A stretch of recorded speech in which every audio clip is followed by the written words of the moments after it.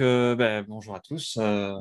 Aujourd'hui, là, du coup, je vais vous présenter un petit peu ma thèse et puis les résultats de mes travaux jusqu'à présent. Donc, ma thèse porte sur l'étude et l'exploitation de l'instrument Matisse et l'étude des étoiles évoluées, l'imagerie des étoiles évoluées. Donc, je fais partie de l'équipe P2S au laboratoire Lagrange. En quelques mots, donc, comme j'ai dit, euh, travaille sur Matisse, sur instruments, imagerie des étoiles évoluées. Et du coup, j'ai commencé ma thèse en octobre de l'année dernière. Si tout se passe bien, en principe, en septembre 2023, je suis censé la finir. Mes directeurs de thèse sont Pierre Cruzaleb et Florentin Milour. Et puis, du coup, voilà, je suis leur étudiant. Alors, du coup, pourquoi étudier les étoiles évoluées? Alors, les étoiles évoluées, déjà, qu'est-ce que c'est? C'est le mot savant ou le terme scientifique politiquement correct pour dire que les étoiles sont en train de mourir, hein, grosso modo. Et du coup, pourquoi est-ce que c'est intéressant d'étudier les étoiles qui meurent? Parce que ce sont des sources principales de formation de poussière dans la galaxie. Et du coup, ça amène en fait beaucoup d'intérêt à étudier ces étoiles-là, parce que ça nous permet de répondre à des questions fondamentales. C'est d'où provient finalement les briques de formation de la vie ou alors de formation de planètes, de formation d'astéroïdes, enfin tout objet en fait finalement qui a besoin d'éléments plus lourds, d'éléments lourds, donc plus lourds que l'hélium. Donc c'est ce que j'appellerais éléments lourds dans cette présentation. Du coup, comprendre comment est-ce que la poussière se forme et comprendre ces environnements d'étoiles-là nous permet en fait de répondre en partie à ces questions. Et du coup, mon travail en fait dans cette thèse, c'est notamment de comprendre comment est-ce que la poussière se forme, d'essayer de localiser les régions où se forme la poussière et les molécules pour un petit peu comprendre ce qui se passe. Donc, du coup, pour ça, en fait, j'utilise un instrument qui s'appelle Matisse et qui a été fait sur Nice. Et donc, Matisse, c'est le Multi-Aperture Mid-Infrared and Spectroscopic Experiment. Donc, on va juste définir tous ces termes qui paraissent peut-être pour certains un peu compliqués. Donc, multi-aperture, c'est tout simplement multi-ouverture, hein, plusieurs ouvertures. Plusieurs ouvertures, pourquoi? Parce que en fait, l'instrument Matisse utilise les télescopes qui sont au Chili à Paranal. Donc, vous avez soit 4 télescopes de 8 mètres qu'on appelle des unit télescopes, donc les UT, ou alors des petits télescopes, 1,8 m quand même.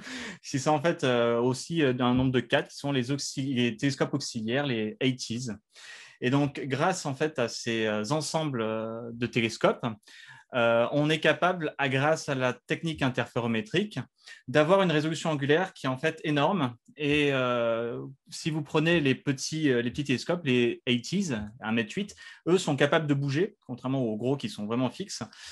Du coup, en fait, ça permet d'avoir des lignes de base, c'est-à-dire des séparations entre télescopes qui peuvent aller jusqu'à 130 mètres. Et grâce à la technique interférométrique, on peut atteindre des résolutions angulaires qui sont équivalentes à un télescope virtuel d'une taille et d'un diamètre de 130 mètres. Donc, du coup, c'est super intéressant.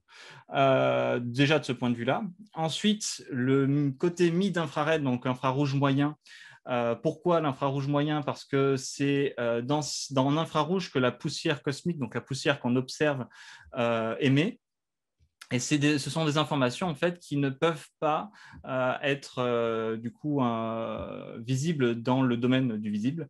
Donc du coup, on observe dans l'infrarouge moyen pour pouvoir voir un petit peu la poussière. Et le côté spectroscopique est intéressant en soi parce que Matisse observe dans deux bandes différentes. Vous allez avoir la bande L, la bande LM, qui est entre 3 et 4,3 microns, qui, elle, va voir plutôt un petit peu ce qui se passe au niveau des moléculaires.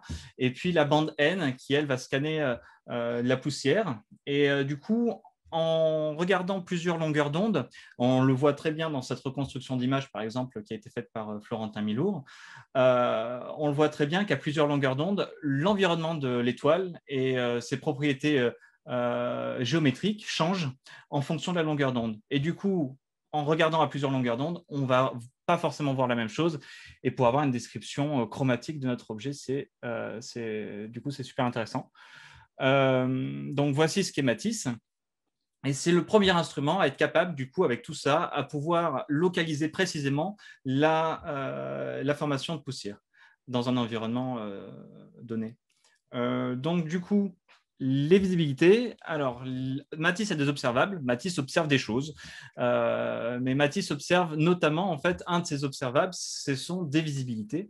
Les visibilités, c'est quoi? C'est tout simplement les contrastes des franges. Donc là, vous avez un petit aperçu, une petite image de l'instrument Matisse à gauche. Et donc, du coup, les contrastes des franges, lorsque vous avez une visibilité de 1, ça veut dire que vous ne résolvez pas votre objet. Et plus vous descendez en contraste de frange, plus donc vous descendez en visibilité, plus ça veut dire que vous êtes en train de résoudre votre objet. Et donc là, vous avez par exemple un exemple des premières franges. En fait, c'est la première frange de Matisse qui a été faite sur l'étoile Sirius en 2018 lors du commissioning. Et du coup, là, vous êtes sûrement en train de vous dire, bon, mais c'est très bien, Matisse observe des visibilités, mais comment est-ce que grâce aux visibilités, on arrive en fait à retrouver des quantités physiques, des propriétés de notre objet? Et en fait, pour ça, on utilise la relation de Van Sitter-Zernick, le théorème de Van Sitter-Zernick, qui nous dit que la quantité, les visibilités, donc ce qu'observe Matisse, en fait, c'est tout simplement la transformée de Fourier de la distribution de brillance de notre objet. Et donc, grâce à cette relation-là, on peut arriver à reconstruire et retrouver les propriétés de notre objet. Donc, personnellement, donc, dans le cadre de ma thèse, j'ai commencé à étudier une étoile qui s'appelle Air Sculptoris, qui est une étoile qui a été assez étudiée dans différents papiers. Donc, pour ceux qui font un peu de stellaire, donc voici le diagramme HR, le diagramme Hertzsprung-Russell, et la petite Air Sculptoris, l'étoile, est ici. La température de cette étoile, là vous avez la carte d'identité un petit peu de cette étoile. C'est une étoile qui est dite AGB. Donc AGB, c'est pour Asymptotic Giant Branch, c'est juste un stade d'évolution des étoiles lorsqu'elles commencent à mourir. Et c'est pendant ce stade-là où vous allez avoir la formation de poussière. Donc c'est pour ça qu'on étudie notamment cette étoile. Et elle a une forme assez particulière. Là, on voit une image grand champ d'Alma qui nous montre en fait cette forme un peu spirale qui, on pense, pourrait être induite par un compagnon, une étoile qui est à côté, une binaire, qui induirait ce phénomène-là de forme spirale de la poussière et de l'enveloppe de poussière. Et donc, ça, c'est à grande échelle. À plus petite échelle, vous avez différentes études qui ont été faites pour essayer de voir qu'est-ce qui se passe au niveau de l'étoile et dans son environnement proche, qui a été fait par des images qui ont été faites par Pioneer, ici. Et on remarque aussi, lorsque j'ai étudié cette étoile, j'ai remarqué donc chose qui avait déjà été remarquée d'ailleurs avant, c'est que si vous prenez en fait les magnitudes de l'étoile dans le visible, au cours du temps, on remarque qu'en fait, cette étoile est périodique. Elle a une période. Et donc, du coup, cette période, elle est d'à peu près 372 jours. Donc, on arrive à dater avec une sinusoïde cette périodicité. Cette périodicité est super importante en fait, à prendre en compte parce que du coup, ça veut dire que notre objet n'a pas forcément la même magnitude en fonction du temps. Et c'est important pour la suite, vous allez voir pourquoi. Donc, avant de s'engager dans une procédure de modélisation et d'y aller la tête foncée, la tête baissée, il est souvent intéressant en fait dans la modélisation de savoir en fait à quoi s'attendre. Du coup, avoir une reconstruction d'image sous le coude, c'est assez sympa parce que ça nous permet en fait de voir un petit peu l'environnement et la tête en fait de notre objet et à quoi on doit s'attendre. Donc là, vous avez un échantillon de quelques images reconstruites par Mira de notre objet, de nos données, de nos jeux de données sur différentes longueurs d'onde. Donc, on voit très bien que l'objet n'a pas la même forme sur plusieurs longueurs d'onde, que ce soit en bande L ou en bande N. Donc, une fois qu'on a ça, maintenant, on va essayer de modéliser un petit peu notre environnement de poussière. Donc, pour ça, il y a plusieurs solutions. Donc là, on a utilisé un modèle de transfert radiatif qui s'appelle Dusty. Et grâce à Dusty, on a en fait inclus dans Dusty deux choses.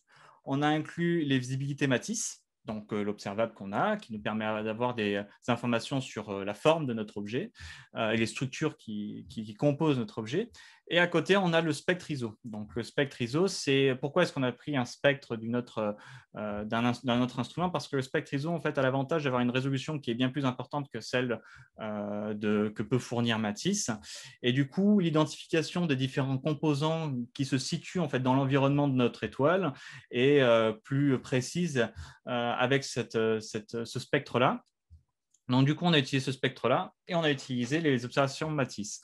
Donc, dans Dusty, on lui a dit de prendre en fait un modèle hydrostatique, c'est-à-dire un modèle d'étoile, donc un peu plus performant qu'un simple corps noir, pour pouvoir en fait avoir une modélisation beaucoup plus précise et beaucoup plus fidèle de à quoi on peut s'attendre. Donc là, vous avez les propriétés de l'étoile qui sont en haut, et en bas, vous avez les propriétés qui relatent en fait à la poussière. Donc, on voit que notre étoile est une étoile AGB carbonée parce qu'on retrouve une composition de poussière carbonée, donc du carbone amorphe et du carbure de silicium, avec une proportion qui est celle-là. Et donc, du coup, on arrive à avoir des propriétés physiques liées à notre, et chimiques aussi, liées à notre enveloppe grâce à ce modèle-là. Donc là, vous avez en bleu, vous avez le spectre ISO, donc c'est le spectre dont je vous parlais tout à l'heure, avec une résolution qui est importante. Et par-dessus, j'ai mis Comarx. Donc Comarx, c'est les modèles d'étoiles, donc c'est l'étoile seule, hein, l'étoile à nu, sans rien, qui est en rouge. Et lorsque vous rajoutez la contribution de poussière qui est en trait vert ici, à cette étoile-là, vous avez la résultante qui est le trait orange qui tente de décrire au mieux en fait le spectre ISO. Et il est aussi intéressant et important, je pense, de noter que le spectre ISO a été pris à la même période de pulsation que les observations Matisse. Parce vous vous souvenez, on a vu qu'il y avait c'était une étoile pulsante. Donc, du coup, on a pris vraiment à la même période de pulsation. Donc, pour comparer des choses qui sont comparables. Donc voilà, on arrive à plus ou moins bien reproduire en fait ce qui se passe, la SED, donc le spectre de notre objet grâce à ça. Donc là, on reconnaît des features, des signatures spectrales très importantes, hein, le C2H2, HCN, qui sont à 3,1 et 3,8 microns ici. Donc ce sont les absorptions que vous voyez ici. Et en émission, vous avez le carbure de silicium à 11,3 microns qui pique ici.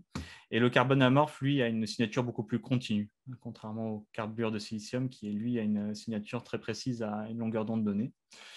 Donc ensuite, juste pour vous essayer de vous faire sentir un petit peu le modèle, vous avez une étoile centrale, une source centrale, vous avez du vide jusqu'à ce que vous atteigniez une température assez basse pour pouvoir permettre en fait la formation de poussière. C'est un rayon, donc ici on a 5 rayons stellaires. Et ensuite vous avez votre enveloppe de poussière. Matisse, en fait, en bande N, arrive à scanner une région qui correspond à peu près de 4 rayons stellaires jusqu'à 60 rayons stellaires dans notre objet ici. Et là, en fait, on a les visibilités, le résultat des visibilités, des courbes de visibilité en fonction de la longueur d'onde. Donc, les points avec les barres d'erreur, ce sont les données Matisse, et puis les traits pleins, c'est le modèle de STI pour plusieurs baselines. Donc, plus vous augmentez en fait la ligne de base, donc c'est-à-dire le diamètre virtuel de votre télescope, forcément, plus vous allez scanner des régions ou des structures qui sont beaucoup plus petites, donc des régions plus proches de l'étoile.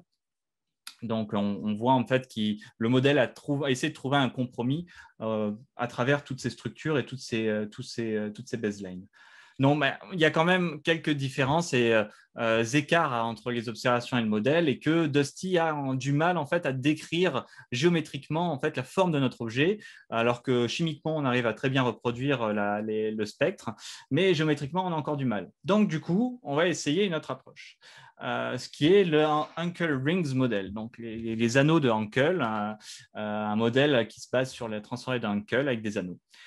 En fait, c'est très simple. Vous avez au centre un disque uniforme qui a un diamètre équivalent à la résolution max de votre instrument, dans une bande donnée. Donc en bande LM qui correspond à 2 masses et en bande N qui correspond à 5 milliards secondes. Et ensuite, vous allez construire des anneaux d'une épaisseur équivalente à la résolution maximale de l'instrument, et vous allez les concaténer comme ça jusqu'à arriver à une distance qui est équivalente au champ de l'instrument. toujours à une bande donnée. Donc, du coup, vous allez avoir un disque uniforme et puis des anneaux concentriques comme ça jusqu'à un certain moment qui correspond au champ de l'instrument. Donc, une fois que vous avez ça, donc vous avez un modèle pour chaque bande, vous allez associer au modèle et donc à chaque anneau, vous allez associer un flux. Donc, on associe un flux pour chaque anneau. Du coup, en associant un flux pour chaque anneau, et en essayant de décrire au mieux en fait, la géométrie de notre objet, on arrive dans un premier temps à estimer les visibilités. Donc, du coup, on a une courbe de visibilité. Là, par exemple, pour une longueur d'onde donnée, vous avez un exemple. En orange, c'est ce qu'on avait réussi à avoir avec Dusty. Et en bleu, c'est ce qu'on arrive à avoir avec un modèle, le modèle d'anneau qui arrive à reproduire un peu mieux les points d'observation de l'instrument Matisse. Et on arrive aussi, dans un même temps, à estimer un profil radial. Donc là, en bleu, c'est le modèle d'anneau, qui a une résolution beaucoup plus grande et donc qui est bien marqué par cette step function là qu'on voit au fur et à mesure, qui représente en fait le flux associé à chaque anneau et l'intensité associée à chaque anneau. Et puis, donc, on a le profil Dusty en orange. Et puis, en rouge, je voulais essayer de voir et de comparer aussi un petit peu avec ce que pouvait donner la reconstruction d'image. Essayer de se rapprocher ou être cohérent le plus possible avec en fait, la reconstruction d'image qu'on avait juste avant. Donc là, notre modèle, il est pas mal. Il arrive à bien reproduire la géométrie de notre objet et avec un profil d'intensité qui est assez consistant avec la reconstruction d'image. Et donc tout ça, en fait, ces deux quantités-là nous permettent en fait, de pouvoir avoir une description assez simple, assez rigoureuse de la géométrie de notre objet pour différentes longueurs d'onde. Donc d'avoir un modèle qu'on appelle chromatique de notre objet. Mais un modèle simple. On reste avec un modèle assez simple, à une dimension. Et donc là, en fait, on a le plot ou la figure maîtresse de tout ça qui regroupe un petit peu l'information sur l'intensité, les profils d'intensité, c'est cette figure-là. Donc, prenez pas peur, hein, ça paraît compliqué, mais c'est assez simple à comprendre. On va la décortiquer ensemble. Là, vous avez à gauche ce qui concerne la bande LM, à droite ce qui concerne la bande N, donc les deux bandes dans lesquelles Matisse observe. Et vous avez en fait l'intensité qui vient vers vous. Et il y a ce qui est intéressant à voir. Donc, vous avez la délimitation du rayon de l'étoile qui est le petit trait bleu hein, ici, et le trait plein bleu, lui, correspond à la zone de condensation de la poussière, la région où la poussière commence à se former, en fait, estimée avec Dusty. Et les traits rouges, là, ce sont en fait des moyens pour nous de savoir si les structures que l'on voit sont bien des structures ou si ce sont des artefacts liés à la modélisation. Et donc, c'est-à-dire, en fait, des artefacts, ce qu'on appelle artefacts, c'est des régions, en fait, c'est des endroits où le modèle a des difficultés à contraindre, en fait, la forme de notre objet et le flux qui lui est associé. Donc ça, et alors du coup, on va essayer de voir une chose. Donc, je vais essayer de vous montrer en fait les images que l'on a sur plusieurs longueurs d'onde bien particulières. Donc là, on reprend la longueur d'onde où on avait la bande d'absorption du C2H2 et de l'HCN. Donc là, on arrive à avoir telle figure, tel profil d'intensité, donc telle image. Ensuite, pour un pseudo-continuum, c'est-à-dire une zone où on n'est pas dans une bande d'absorption bien particulière, on voit que la forme de l'objet change drastiquement, c'est-à-dire qu'on a quelque chose de beaucoup plus petit. Donc, ça veut dire que ce qu'on voyait en haut à 3,11 microns, c'est quand même une couche moléculaire ou une structure qui est assez présente dans la longueur d'onde d'absorption. Donc, on peut penser à effectivement une couche moléculaire. Là, on voit vraiment que l'environnement proche de l'étoile sans couche moléculaire ou autre structure bien apparente. Ensuite, à 3,8 microns, 3,86 microns, on a encore une bande d'absorption de ces deux H2HCN. Et donc, du coup, on va avoir une structure qui va être assez visible et dans cette longueur d'onde-là. Et puis, bien sûr, à 11,3 microns, on a la poussière, donc le carbure de silicium, qui est censé émettre à cette longueur d'onde-là. Et donc, on voit très clairement qu'il y a des structures qui apparaissent, des formes beaucoup plus importantes que le simple rayon de l'étoile. Et donc, du coup, c'est intéressant parce que grâce à ces plots, ces figures-là, ces images ou ces profils d'intensité, on va être capable d'essayer de retrouver et d'essayer de comprendre et de voir et de situer où est-ce que se forme la poussière. Et donc là, ici, c'est pareil. Là, vous voyez, par exemple, ce trait-plein en marron. Là, on a réussi à déterminer une région où on a des couches moléculaires, par exemple. Donc là, on arrive à déterminer, voilà, ici, à cette distance-là, on a la présence d'une couche moléculaire parce que on est dans une région où la poussière ne peut pas physiquement se former à cause d'une température beaucoup trop élevée.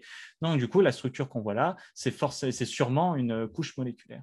Et donc, du coup, on arrive à ce genre de conclusion. Donc là, on a la comparaison entre les modèles de Hankel et la reconstruction d'images Mira. Donc, on arrive, grâce à des modèles géométriques simples, avec d'anneaux, à quand même reproduire assez fidèlement ces environnements de poussière-là, visibles avec la reconstruction d'images. Et donc là, parce qu'on avait ce genre de plot avec Dusty, je voulais vous faire une petite comparaison avec le modèle à anneaux. Donc, on voit qu'on arrive quand même un peu mieux à représenter ce qui se passe en termes de visibilité, mais qu'il y a encore des écarts et que ces écarts peuvent être expliqués aussi par le fait que notre modèle, je le rappelle, est un modèle centrosymétrique, c'est-à-dire que vous avez des formes circulaires et que dans notre environnement, il y a des asymétries et que ces asymétries, à un moment ou à un autre, on sera obligé de voir des écarts entre un modèle centrosymétrique et un modèle qui prend en compte ces asymétries-là. Du coup, ces écarts-là peuvent être expliqués comme ça aussi. Mais clairement, on a un clair improvement, une amélioration assez marquante entre le modèle de STI et ce que peut fournir le modèle d'anneau, qui est assez intéressante. Donc, du coup, pour conclure un petit peu ce travail, ce début de travail de thèse, qu'est-ce qu'on a au début? On a une cible, on a un objet. Donc là, nous, c'est une étoile évoluée, donc Air Sculptoris, dans notre cas précis. Ensuite, on a des observables. Donc là, les observables, ce sont les visibilités qui sont données par l'instrument Matisse. Et là aussi, on avait le spectre ISO qui nous permet de contraindre donc, la chimie. Chaque du coup, observable va donner une information particulière. Donc, les visibilités Matisse, elles, vont donner des informations sur les propriétés physiques de l'objet, alors que le spectre, lui, va nous donner une information précise sur la composition chimique de notre enveloppe et de notre environnement de poussière et moléculaire. Et donc, du coup, grâce à ces informations-là, ces observables-là, on est capable, à travers des modèles, d'avoir des résultats. Donc, grâce à Dusty, on a été capable de décrire l'environnement de poussière, les propriétés physiques, chimiques de la poussière, donc grâce à ces codes de transfert radiatif. Et d'un autre côté, on avait le modèle d'anneau qui, lui, a été capable de nous donner une meilleure approche, de meilleurs résultats quant à la description physique et géométrique de notre objet et de notre environnement de poussière et de molécules. Et du coup, en termes juste pour conclure, donc on a une lettre dans l'astrophysique et l'astronomie qui est en préparation actuellement sur ces travaux-là, justement. Et les perspectives de ce travail-là sont simples, c'est, vous l'aurez compris, de passer d'un modèle 1D à un modèle 3D pour essayer de prendre en compte ces asymétries-là qui sont très importantes dans ces environnements de poussière-là.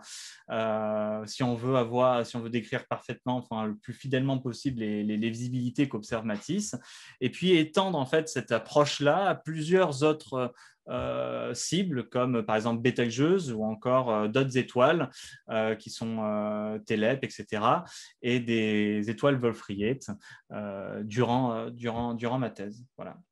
Bon, du coup, je vous remercie pour votre attention. Et puis, si vous avez des questions, je suis là. Du coup, je vais arrêter les slides. Hop, voilà. Alors, du coup, je vais regarder au niveau des questions. Tac. Je vais arrêter ça aussi.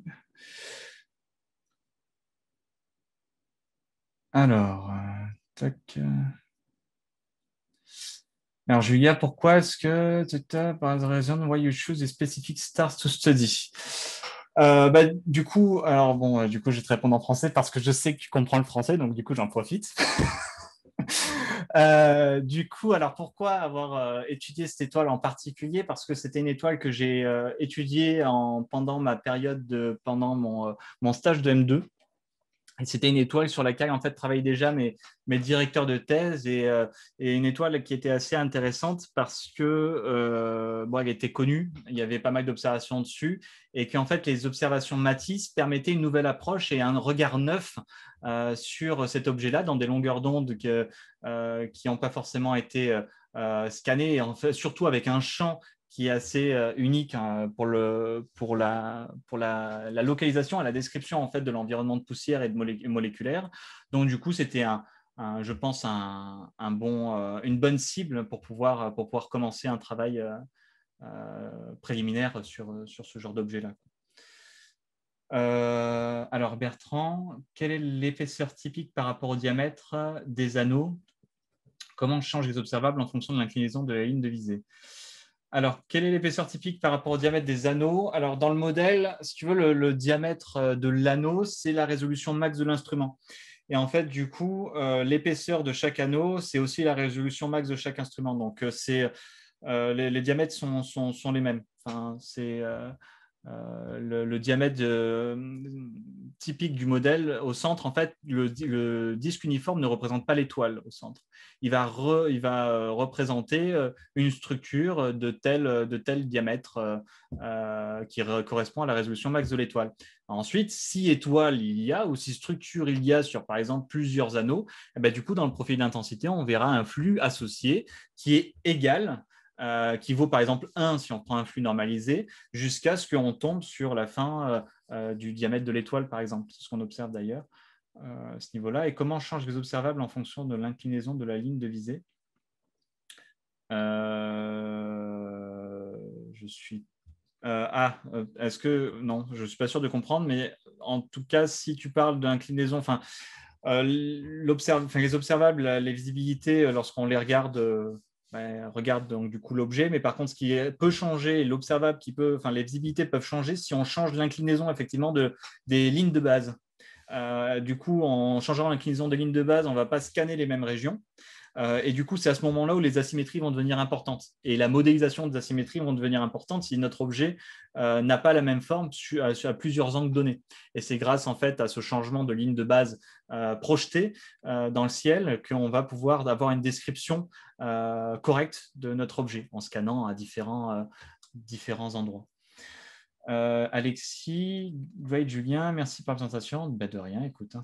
Pourrais-tu expliquer de nouveau les artefacts liés à la résolution angulaire dans la représentation du modèle d'anneau d'Unkel? Oui, en fait, du coup, si tu veux, ce qu'on appelle des artefacts, c'est-à-dire que, en gros, le modèle, lui, va dire, je sais qu'il y a du flux quelque part, je sais qu'il y a du flux dans cette zone-là, mais géométriquement, je n'arrive pas à le représenter. Du coup, tu vas, par exemple, peut-être voir des structures qui vont se répéter sur plusieurs longueurs d'onde, parce qu'en fait, il va voir quelque chose, il va avoir une structure dans des régions de poussière, mais il ne va pas être capable de contraindre avec un modèle d'anneau géométriquement ces poussières, enfin cette forme-là. Du coup, ça va se retransmettre dans des petits artefacts, des flux qui vont être mis dans des anneaux, mais qui seront très mal contraints en fait, dans le modèle.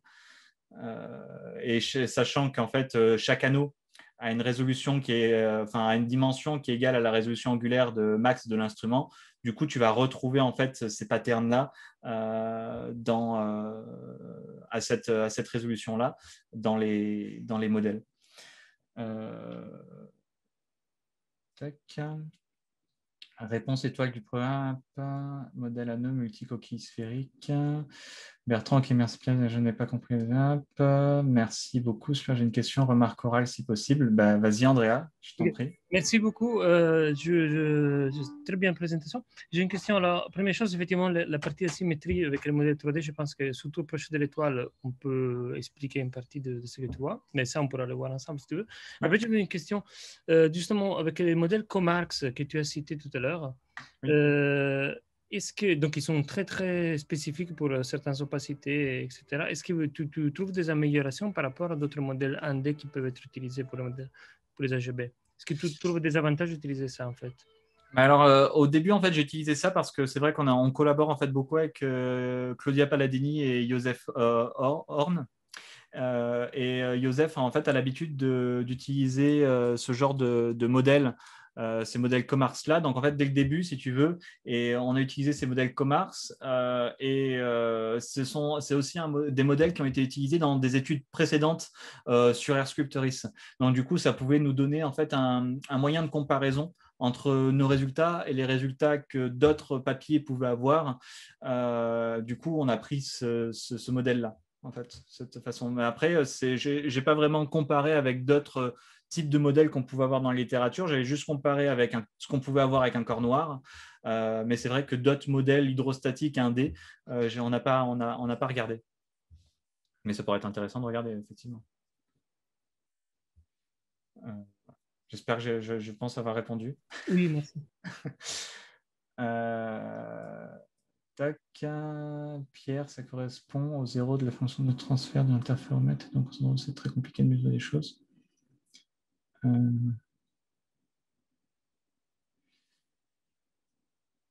Pas compris. Mais du coup, il est marqué Pierre de points, donc ça ne me concerne pas. Ok, voilà. Bon, bah, écoutez, moi j'ai fini. Je vous remercie de votre attention. Voilà. Alors, je ne sais pas si c'est moi qui fais la clôture ou quoi que ce soit, mais du coup, voilà. Merci.